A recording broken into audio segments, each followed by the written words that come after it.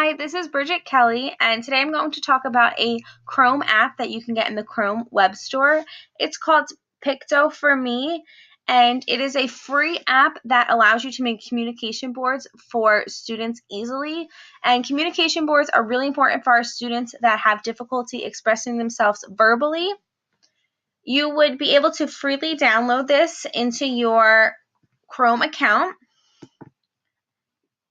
I have already been logged into it, but you'll come up to a page that says Picto4me, and in the top right-hand corner, you would click Log In. You would then be able to pick your Gmail account, and it would sync with your Gmail account. Up comes a blank board. I'm going to click on Untitled Board, and I can change the name of it. I also am able to change how many columns and how many rows I want in here, which is really important and nice for our students that need a smaller amount of things to choose from. So I can change it. And I would just hit X, and all of my information is saved. To add a picture into my board, I would go into one of these squares and I would click in here. And a little box comes up, and I'm able to then type in which picture I would like to look up. So I typed in beach, I hit enter, and a bunch of clip art showed up. I then would be able to search and look to see which picture I like the most, and I like this one. Now, when you hover over the picture, there are different items down here that you're able to edit your picture or make it more accessible for your students.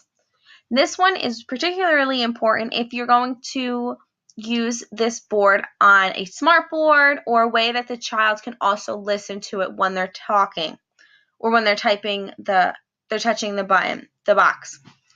You would hit audio record, and then you would be able to record your voice saying the word so that they get the visual and the auditory. But to add this picture into my box, I would just click it, and it popped right up. To get rid of this box, hit the X, and here's my beach picture. Another awesome feature is up here, you can go to a drop-down menu and pick a color that you would like for the border. In some classrooms like mine, students are color-coded just to make it a little more easier for staff that they don't have to think of names, they just think of colors right off the bat. So you could click color, and then over here it says border and image. For the image, you're able to move this bar to decide how big you want the picture or how small you would want the picture, depending on your student's needs. Also, here at the border, you get to decide how thick you want the border or how thin you would like the border. You can continue adding more pictures into your board.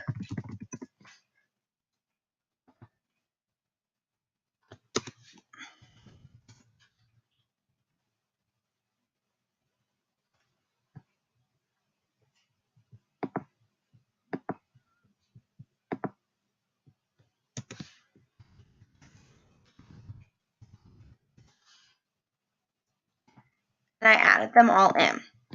Now I have my board that I like. I would then go over to File, and I can hit Save. And then I'm able to save it.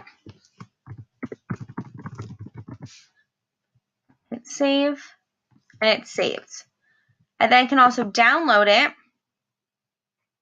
and then I would be able to print this and be able to use this for my students that need it. This is, again, a great resource for our students that have difficulty expressing themselves verbally